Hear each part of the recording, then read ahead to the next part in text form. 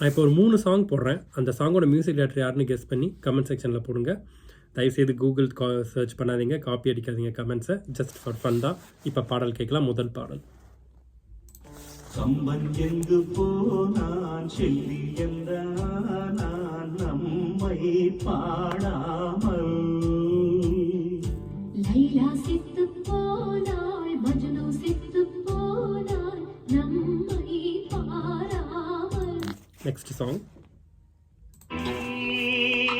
ஆண்டவனா தாய் தந்தைனா உனக்கில்லையே கண்ணானா. Next song.